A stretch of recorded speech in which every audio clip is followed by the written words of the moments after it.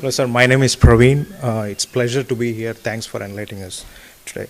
So I've been reading some reports, and in this particular report that I read, I would like to call it a report from hell, which depicts India in a really bad light. It's a project that's titled Armed Conflict Resolution and People's Rights.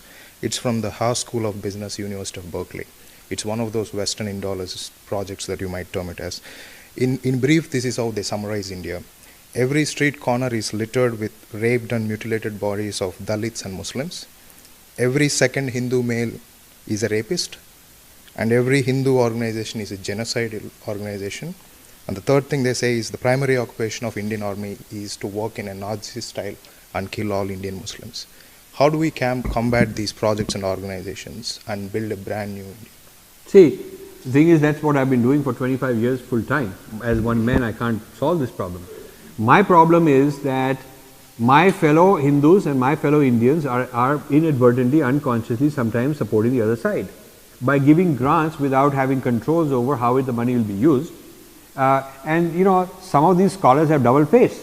They'll come when it's time to impress you and take your money. They'll come and do all the song and dance and bhakti and whatnot.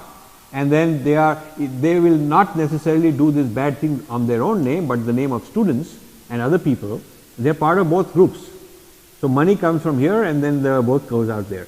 So my standard of my approach would be that we should only intervene with fighters who will go out, stick their neck out and fight for us. So it's not good enough that you are not saying the bad things about me. That's not good enough for me to fund you. It's not good enough that you are writing a few good things about me. It's not good enough.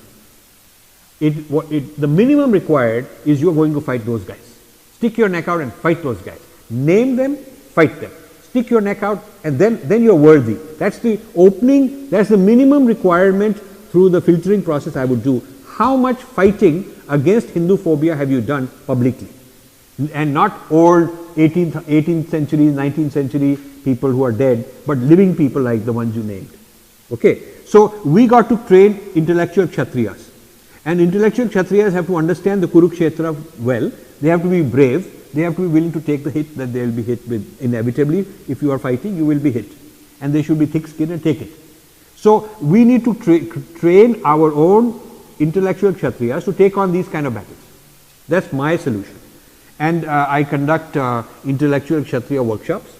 I did one in Bangalore, I did one in Toronto, a couple of other places. And I'm looking for people who want to learn the fighting spirit to combat all this stuff. Not with emotions, but with hard logic and good scholarship.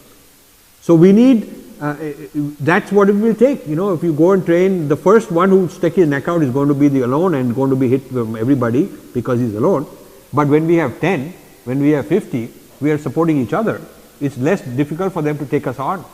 And then if we have 20 or 30, we'll soon have 200. So what is my solution is, I'm starting something called the Intellectual Kshatriya Academy. I need funds, I need leadership, I want it to be cloud-based to train people, and then using conferences, video conferencing, have combats and learn. And then the next stage is after the person is strong, then go out and fight. But first you have to have tournaments inside. You know, like the IPL creates good teams. And then you can create good people and take them out. So we have to create this culture of intellectual Kshatriyata. Because right now, they do all this.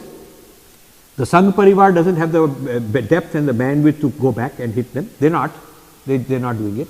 The religious organizations are either ducking, saying, oh, I don't want to be bothered, or maybe some isolated person here and there will do it. Okay.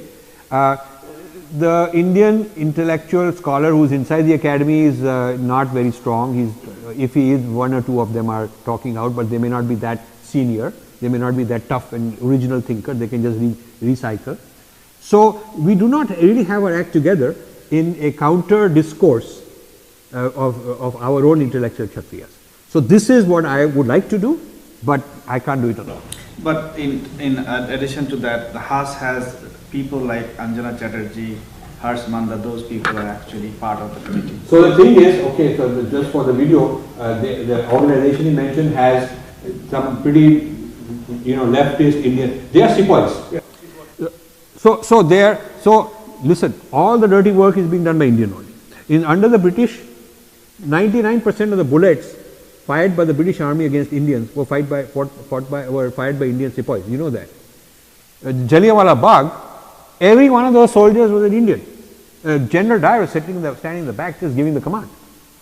The sepoys, so now we have intellectual sepoys. You should call them that. I coined that term, I call them that. They hate it. Because, you know, they are the guys who criticize the colonial sepoys. But I tell them that you are the sepoys now.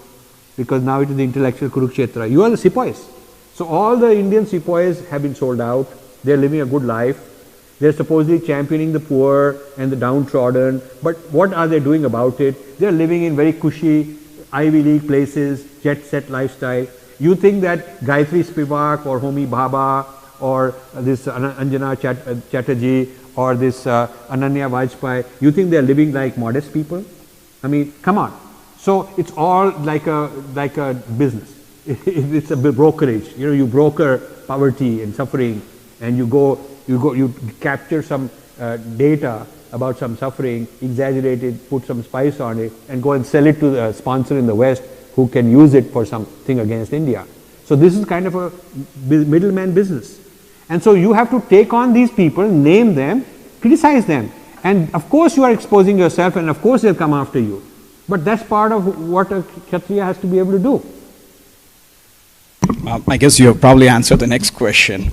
The question is, I mostly see the convenient spit and run or shoot and scoot attitude in conversations or debates related to Hinduism, which is mostly around mythology. So how does the intellectual Kshatriya defend in such a situation? I guess you probably want to add something to Well, no, I think, yeah, I mean, I've already discussed it. I mean, there is a shoot and scoot, like, come on, we shoot, and then my response may be systematic, and then they run or they dodge.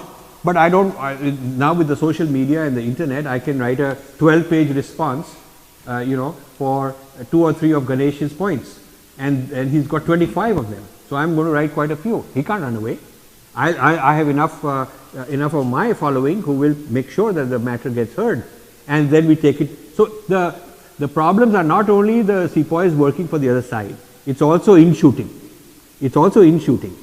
Some of it is good if it's required. If I have to take on somebody who I feel is betraying, then it's fine.